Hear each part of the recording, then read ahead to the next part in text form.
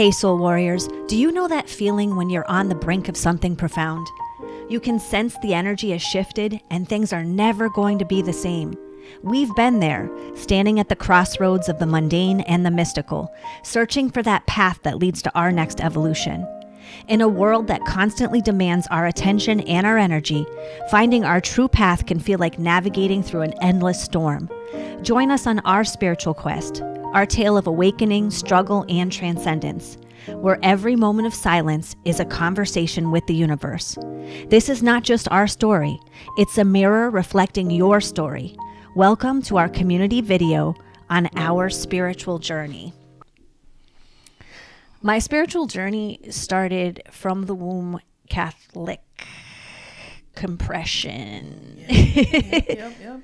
And I remember when I first went to church that it was a sense of like community and belonging. And I know we hear that all the time on social media and in our coaching sessions that people are lacking that, like, I don't feel like I belong anywhere. I don't feel like people get me. I don't feel connected to anybody. So church was that to me until I started looking and watching what people were doing, which were exact opposite of what church was saying. Mm-hmm. And then I got thrown into CCD, the school part of it. Yeah.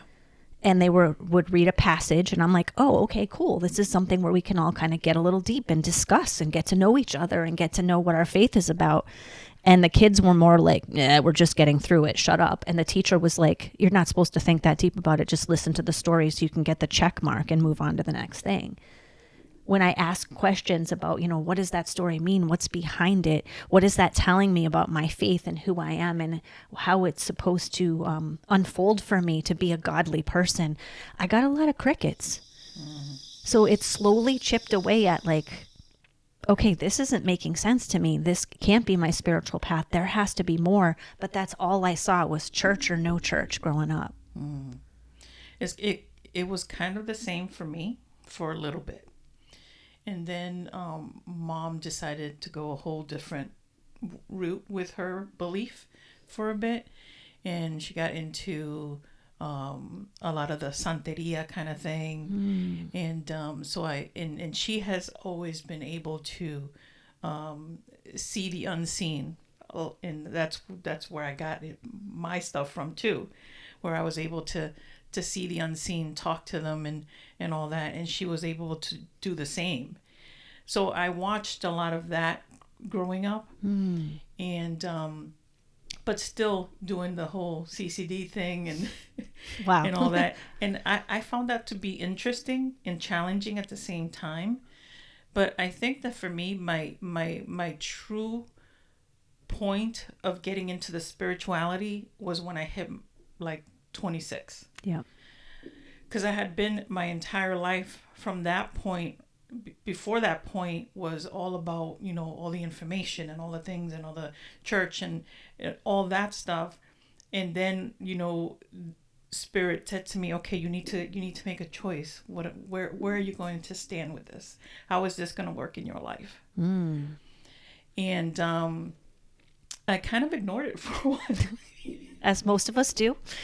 Because it was a lot. I mean, between your kid hearing constantly the people that were unseen around me was one thing, and just kind of wanting to be a 20-something, and enjoy my life and not be so profoundly and energetically involved in the global things. Yeah. I just wanted to be me. And so, I was kind of rebellious for a little bit. And then finally, I just kind of got, I think I must have been almost into my 30s when I finally decided to, entertain what this meant to me and how it worked for me and how it was going to provide some kind of clarity and service in a broader sense. Because then it became about really reflecting, honoring, supporting the people around me based upon my knowledge. Because a lot of the times we're like, you need to go talk to this one, you need to go do this, you need to go do that. And I did do some of it some of the time, but a lot of it became a lot of retrospect, reflecting getting to really, really, really know me and what that meant and how that represented in this world.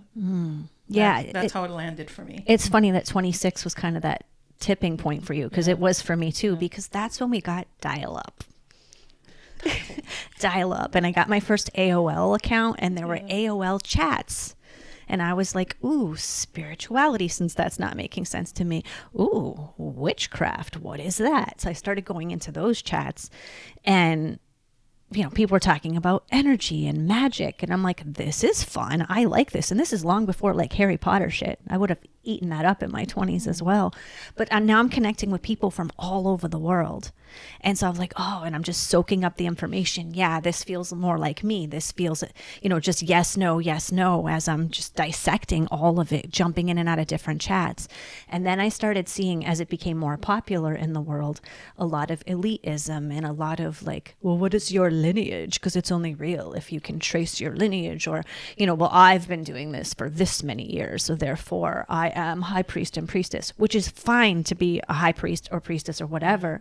But it was being thrown out about, that I'm better than you type of thing. It was ego-based. It was totally ego-based. And I was like, yeah. So then I started backing out of those. And I'm like, all right. I found things in there that reflected more of who I am inside, and it feels right to me. So I'm just going to carry that with me and continue on my spiritual path and just keep my eyes open. Yeah. I mean, I touched upon my lineage as well when I was going through the process. I was working more towards healing a lot of it. There was a lot of healing that needed to occur so that it wouldn't proceed generation after generation with what was going on with our past, if you will. But when I got to the point where the people around me were talking about lineage and all that stuff, there was way too much ego. Yeah. Wait, I'm like, this is not spirituality. This is about how you seem to want to be better than, Betty Sue and the down the street or whatever. That's not spirituality. That's completely you trying to one up somebody. Right. So, or say, yeah, your beliefs are right and everybody else's are wrong. Exactly. That's a whole different thing, because that's the divide. Right. In general. And if the basis of spirituality is like everything is energy, that means everything is made of the same thing. So we're all one. So how can you be any better than any other piece apart if we're all the same damn thing? Right. Just made no flipping sense. Yeah. I didn't have the words to have those conversations with people, but I'm really grateful for that, because I didn't need to.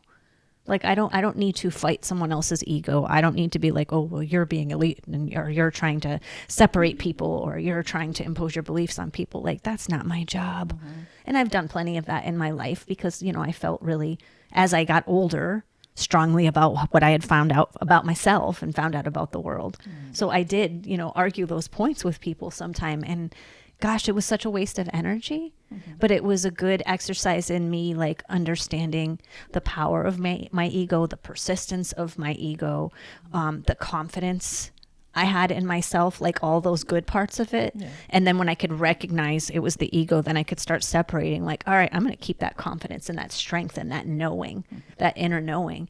But I'm picking and choosing my battles, because I don't want to waste my energy. I want to use my energy to call in all the good things. Exactly.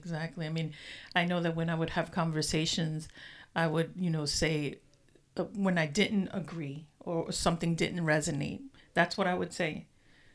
I'm sorry, but that doesn't resonate with me, but I'm really, really curious how it does for you. Right. And they would sit there and explain it. And I was like, okay. I never had the urge to rectify anyone's belief. Yeah. It was more about me getting curious about why that was so important, how that really landed in their spirit, in their body, in their being. I was more interested in that, because it was so passionate about it, because there's a lot of power in being passionate about something. There is. So I just got curious, and I asked a lot of questions, but I was very clear that that doesn't resonate with me. Doesn't mean that it's wrong. Yeah, but I still want to know. But I still want to know what makes you tick. Yeah, exactly. And then you could flesh out really quick, because some people can't explain crap. Yeah. They just start spouting like the one-liners, the beliefs, and Not their fault. That's what was impressed upon them and as a kid. And if you don't have that bone in your body, or the clarity that, hey, I can be curious here. Hey, I can maybe learn more, or hey, there's more out there than just this. Right. Just because, my family believes in it doesn't mean I need to, even though that feels hard to break out of for a lot of people. And I get that, especially when it's so, ingrained. it feels cultish. A lot of the different religions like that. Yeah. Ingrained that this is how you're supposed to be. And this is how we are. And this is how our community is. So that's how you should be. And there's a lot of that in the world, man. With everything. Everything seems that this is how it's always been, or whatever family history. This is what we've always done, or this is what we've always said, and there's a lot of ingrained stuff that isn't necessarily true. Right. But I invite you to get really curious and question. If it doesn't sit well with you, ask a lot of questions. And why do we do this? Why do we do this? Why do we say that? Why do we feel this way?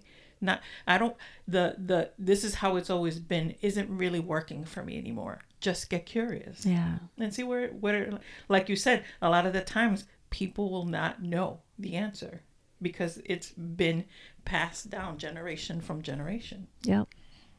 And they might argue for the belief, the limitation, that type of thing. And that's okay. Like, you're not questioning why, like, why mom or why dad? Like, it's not like that. It's curiosity. And then you just take what they say and be like, oh, okay. Maybe you'll see that they're deep in the belief and you don't have to be, and, start a cool conversation or not. It doesn't matter. You can change in here to align with whatever you are. And it doesn't matter if other people are shifting with you or not. Does it feel better when everybody shifts together? Yeah, it feels easier, but this is about you finding your individual slice. Because I know, like, in my 30s, I found a lot of spiritual and pagan communities. So I started going to, like, camping events and retreats and like drum and dance nights and all this stuff. And I want to caution you, because what happened to me is I got caught up in the initial fun freedom of, like, look at everybody just, wearing all different colors and being themselves and, being flowy and free. And not everybody is wearing, now it's like joggers and hoodies. And back then it was like jeans and whatever, like nobody fit in. Everybody was very individualistic. And I found that so beautiful and freeing. I got excited. Now, it took me years. I learned so much being there. I even was able to gather more parts of myself through all of that. But then when I hit that, like, okay, I've gathered what's here for me, I started to see the egoism and the, like, yeah, you can do all of this as long as you're not doing that, and that, because we don't believe in that. We only believe in this. And I'm like, oh my God, it's the same exact thing. It's the same thing. And that this is the same in every organization, educational system, everything. There is a concrete set of beliefs that you are expected to adhere to.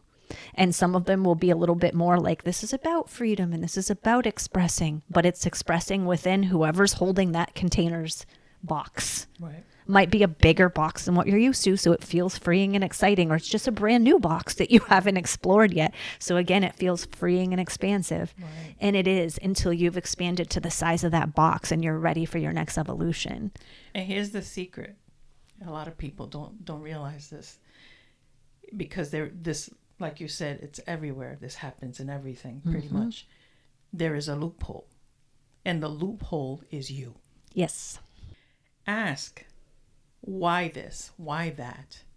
Why is this not okay? Why this is?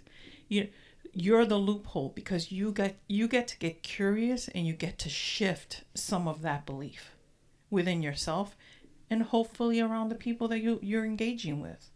But you're the loophole. And the main why is internally, because I did that in the community and I got shut down real quick. Like, oh, you don't question X, Y, and Z. Well, that's just how it is. This is what we do here. And I was like, okay, I'm not going to get any.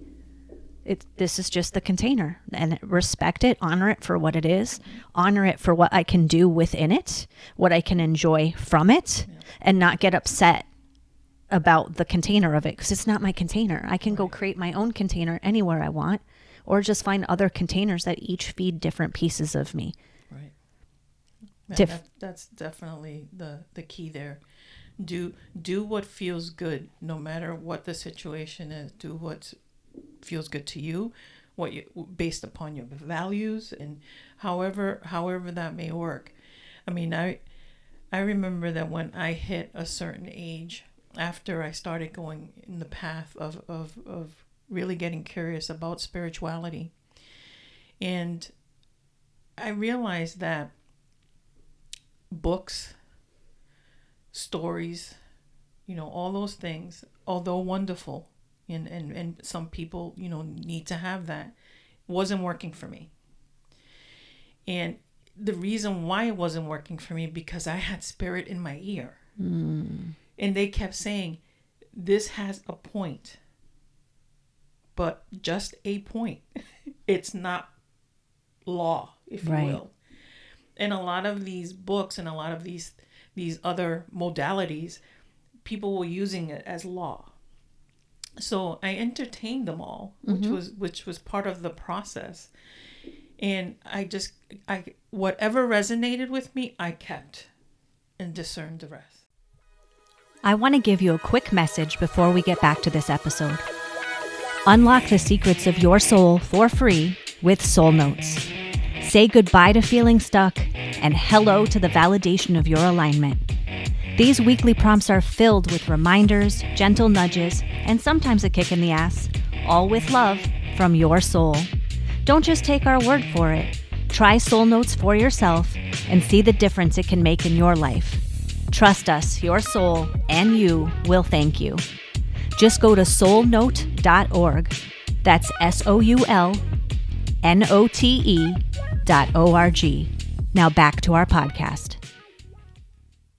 Yeah. And that was the process that Spirit always instilled in me. Take what you can from it, and the rest, whatever. It is what it is. You don't have to own it. You don't have to, none of that. That's the beauty of being who we are. We can put ourselves in so many different situations and experience so many different things, but we can take from it whatever we need, and the rest, just let it frickin' go. Right. You don't need to hold on to it. You don't need to be self-righteous about it. You don't need to make it right. You don't need to make it understand or anything like that. It has nothing to do with the people outside of you. Everything to do with you. So take what works for you. Right. If affirmations work for you, awesome, rock with it. Yeah. If meditation works for you, awesome, rock with it. If all those things and other things drop on and off, awesome.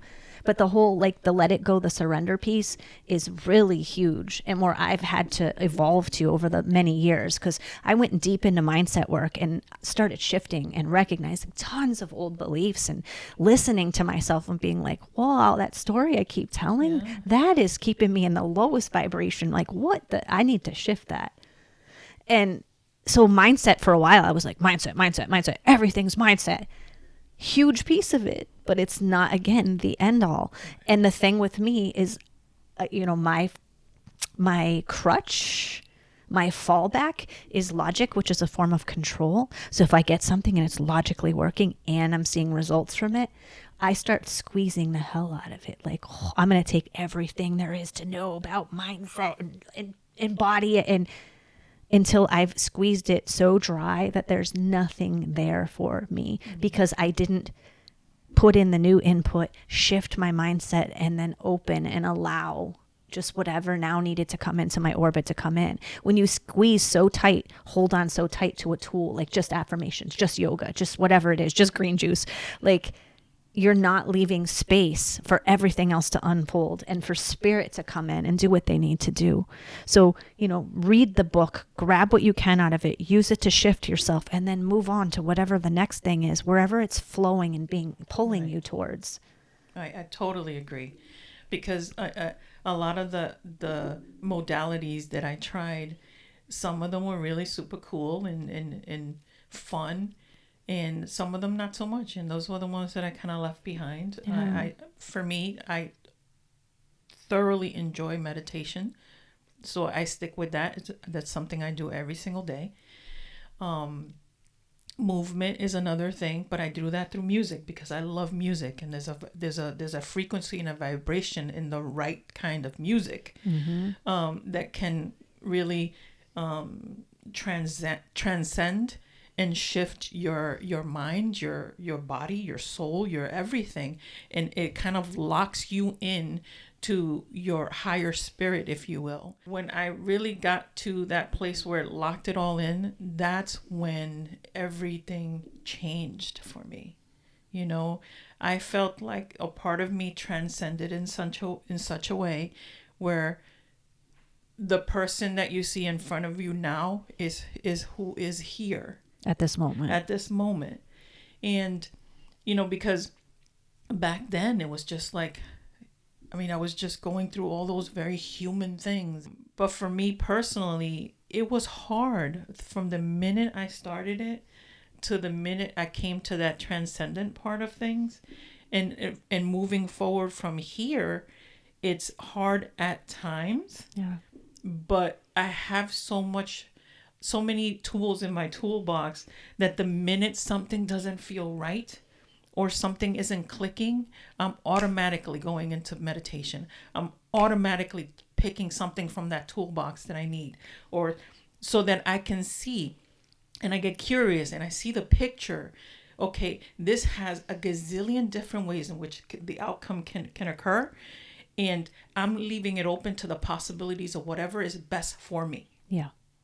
And that's how it works now. Versus before, where I used to get deep into, why the fuck is this shit happening? Yep. I'm a good person. I've showed up. I've done all the things. I go down the line of like the entitlement that I felt back then. Oh my God. Yeah. It's like, what? But now it's more of that. So the difficulties of life don't stop coming. How you react to them do. Right. When you really, really know who you are based on your spirituality, your values, you as a person, and how you want to represent yourself in this world. And that's what it comes down to. Yeah. Life is messy. I mean, I know with mine, like I felt like I found a new tool. I'm doing really good with it. Money's coming in. This is shifting, blah, blah, blah. And then I hit this like roadblock and then felt stuck. But it was because I kept doing the same thing over and over again, the same way, expecting the same results, even though as I used that tool, I was changing. So how could I, what I was doing 4 months ago still be serving me in the same way? It's not. So I was, again, holding on to an old energy thing, which was, I call a tool at the time. And I was stopping my own evolution. So I was creating the challenges. I was creating what felt like problems. I was creating what felt like stuckness, which was just me creating a new comfort zone because it was fun and exciting of the new tool, and then trying to stay there. And everything is constantly moving and changing. We know that of energy. It's basic science. It's basic magic 101. So trying to stay in your new bubble because it feels good, it gets stale like everything. Yeah, for so sure. creating my own roadblock. So it always felt like, ooh, okay, I'm plugged in, doing the thing. Oh my God, I'm stuck. Oh, it's awful. Oh, again, why again? The entitlement, the crying out to the universe, the justifying all the things I've been doing, and so it should be working for me. And then finally surrendering and letting go, and circling around at the beginning and feeling plugged in and happy again. But I kept seeing it as like, I'm starting here, I'm doing this, and I'm stuck. And then I'm back. And no. That's what it felt like. Not like a spiral of like, okay, but each time I'm gathering more tools, I'm gathering more energy, I'm knowing who I am. This whole upward thing. So I am up leveling every time I do this. Who's making it hard? Me. Yeah, I mean, when we start to feel like we're stuck, or the why me, or the anything like that, we are, at that moment, we are digging in our heels, and whatever belief feels good to us that moment. Yeah. And you're refusing to look at anything wider than that. That's why it feels so freaking for you, because you're the one doing it. You're digging in your heels, and you're like, well, no, that's not.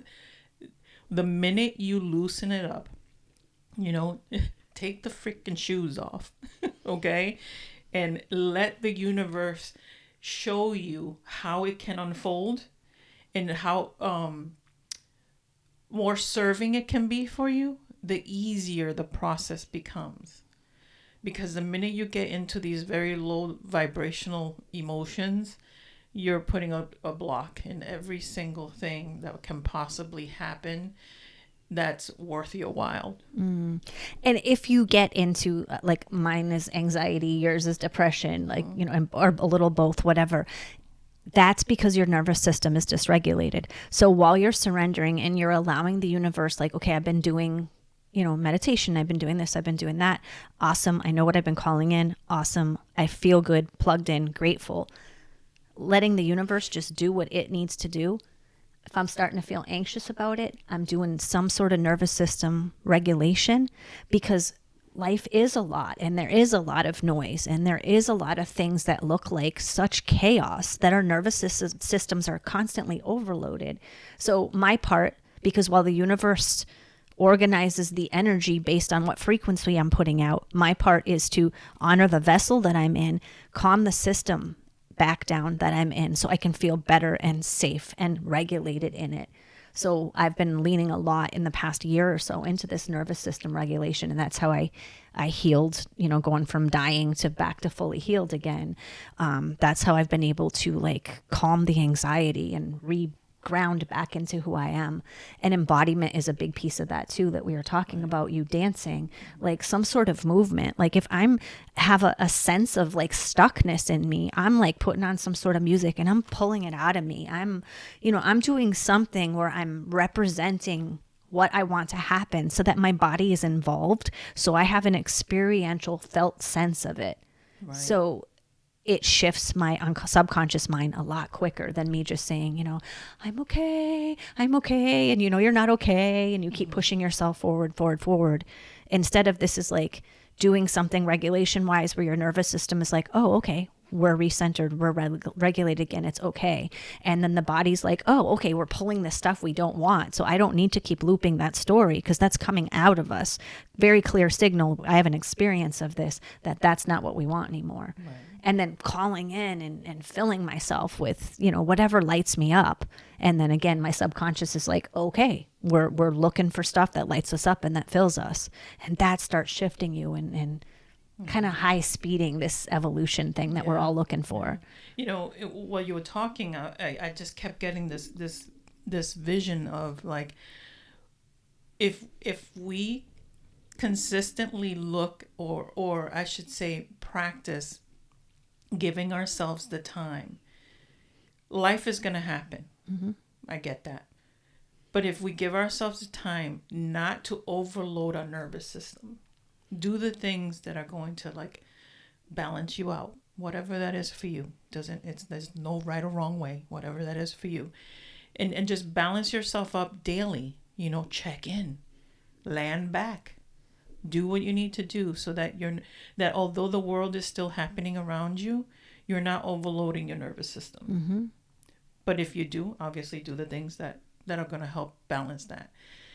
And also when life has got so much going on around you, when you get to those very low dimensional of vibrations, you have just pretty much put yourself on neutral and letting life happen. We're energy. Put that shit back on first gear. Start moving, okay? And shift down to second. Do what you need to do. But movement is key because energy, the more we move physically, whatever, mentally, it's all energy. So you give it the speed it needs to be able to transcend and shift. I'm actually picturing, as you're speaking about that, I'm picturing like now, because things have shifted so much energetically, is getting in a Tesla. So I know my destination. I know what I'm calling in. I know where I want to go. And my action is I'm programming it into the Tesla, which the universal body supporting me. Right. And then I'm sitting back and I'm reading, I'm napping, whatever you do in a Tesla, meditating. I don't have one. So, what I've heard people do while the Tesla is driving, but allowing the universe to just go because you've you've been clear about what it is you want, and then you're surrendering and trusting that the vehicle's going to get you there. And if not, and if you're driving the manual and you got that stick shift, that's your actions. Instead of, like, if you're in the driver's seat, you're just putting it in neutral and you're not going to move. They're not going to move unless you're on a hill. So you might slide backwards, Yeah. or you might go forward into a roadblock, you know? Listen, and nobody ever wants to go back to the bullshit. And you don't want To slam into the bullshit. slam into it either. So yeah, you have full control. The thing with all this is that we have the ability to decide how we want to feel, how we want to show up, how we want to land, how we want to shift and transcend who we are as a human being living in this crazy existence. Yeah. And if you have trouble with that, I mean, we coach a lot of people. We have a program called Evolve that's actually the next part of it is coming out probably in about 6 or 8 weeks now.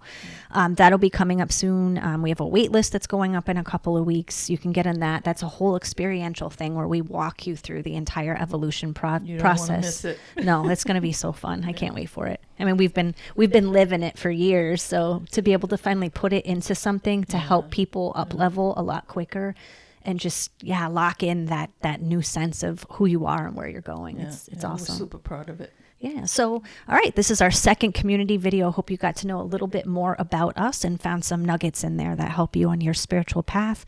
Like, subscribe, and comment, and we will see you next week. All right. Be kind. Peace.